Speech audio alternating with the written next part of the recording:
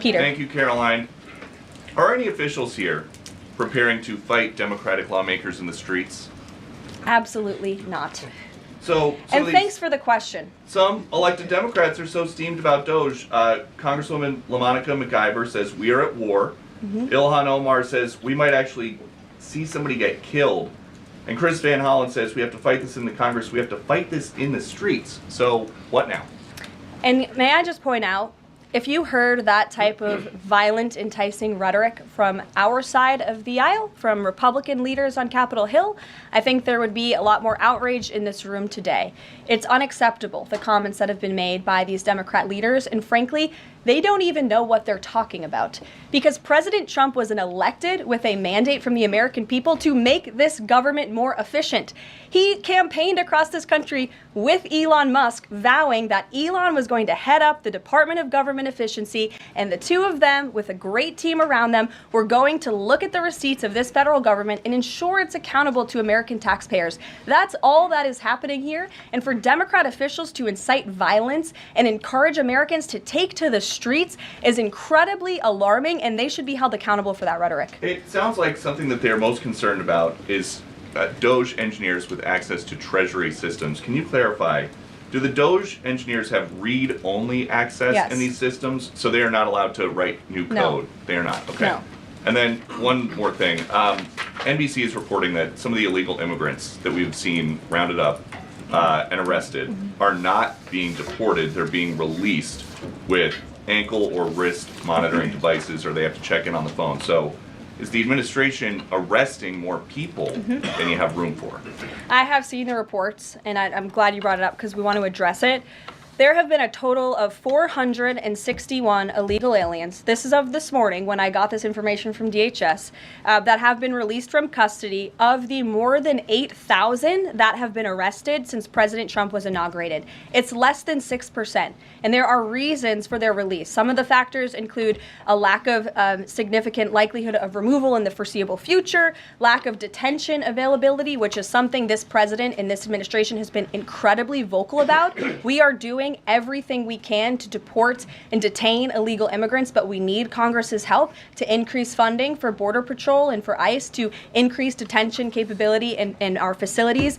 And then other serious medical conditions have also been the reasons for some of the release of these individuals. But none of them have final deportation orders. Many of them are probably contesting their immigration status. I'd refer you to DHS for more details, but I did get that information because I knew it'd be a question, so thank you. Sure. Caroline? Yes. The president and you here again today have made clear, given the devastation, you think Palestinians have no choice but to leave Gaza and go elsewhere. But Palestinians say this is their home. They don't want to go. The president last night said he's willing to use the military if necessary. Is the U.S. prepared to remove Palestinians from Gaza by force? The president is prepared to rebuild Gaza for Palestinians and all people in the region, peace-loving people who want real economic development and opportunity in the region. This is a region that has been controlled by Iranian-backed terrorists, Hamas, who have brutalized not just Israelis but Palestinians too. It is because of Hamas that you see those images on that screen, that Gaza has become a demolition site because Hamas launched that brutal attack on Israel on October the 7th. And so again, I would stress, President Trump wants to ensure that this can be a place where all people can live in peace. He is a peacemaker in chief. He made that very clear in his first term. And as for how that will be accomplished, the president and his team are talking with our allies in the region to consider next steps. But should the American people be prepared to see U.S. military on the ground fighting a ground war against Hamas? Again, the president has not committed to U.S. troops in the region. But it is an option. I have said that the president has not committed to that yet. Garrett, great to see you here today. Thank you. On Gaza, the president has spent basically his entire public career criticizing foreign entanglements, nation building, sending American troops to fight abroad, particularly in the Middle East. This plan seems like it could ultimately involve all of those things. Can you explain this reversal and how building and owning Gaza squares with America First foreign policy? I would reject the premise of your question that this forces the United States to be entangled in conflicts abroad. The president has not committed to putting boots on the ground in Gaza.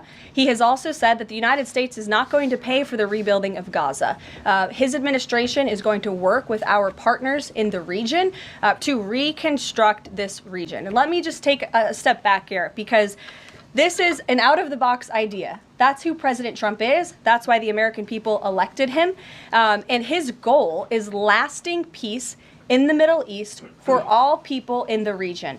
And as I said in my opening remarks, we've had the same people pushing the same solutions to this problem for decades. And it's been made very clear to the president that the United States needs to be involved in this rebuilding effort to ensure stability in the region for all people. But that does not mean boots on the ground in Gaza. It does not mean American taxpayers will be funding this effort. It means Donald Trump, who is the best deal maker on the planet, is going to strike a deal with our partners in the region. Because he did not rule out American troops in Gaza last night. Are you doing that now? I am saying that the president has not committed to that just yet. He has not made that commitment, and you know that. And on the foreign partners, the Jordanians, the Egyptians, the Saudis have already panned this plan. What foreign partners, if any, have expressed any interest in being part of it? Well, the president has said he's been socialing this idea for quite some time. He's been thinking about this. He said in his remarks last night, this was not a decision or an announcement that he takes lightly. And the president has already spoken to the President al-Sisi. In fact, that was his first foreign leader call. He's meeting with the King of Jordan, King Abdullah, next week. He spoke with the King of Bahrain. He spoke with the Crown Prince of Saudi Arabia. And he has made it very clear, he's been very vocal, that he expects our partners in the region, particularly Egypt and Jordan, to accept Palestinian refugees temporarily so that we can rebuild their home. I'd like to show you some images of Gaza that were taken. Fox News aired this. I mean, that is, as they put it, an apocalyptic scene in Gaza. This is an uninhabitable place for human beings. Do you really think that families can live their dream in a region that looks like this, with no running water, no electricity? And the special envoy to the president, Steve Witkoff, recently traveled to Gaza, as you all know. And he came back with images that he showed the president of the dire situation here. And the president made this decision with a humanitarian heart for all people in the region. Dasha. Caroline, you said the president has been working on this idea for a while behind the scenes now. Is there a written plan based on the president's proposal for Gaza? And if so, when was it drafted and who had a hand in that? The plan was written in the president's remarks last night as he revealed it to the world and to the American people, and his team are continuing to be engaged on this effort. I saw the National Security Advisor this morning. He has a very busy day of calls, and they will, again, continue to engage with our partners. That includes Steve Witkoff as well. Mary. Two questions for you on the news of the day. So, how is today's executive order going to impact the 2028 Summer Olympics in Los Angeles? For example, would a man who thinks that he's a transgender woman be allowed to compete as a female on U.S. soil?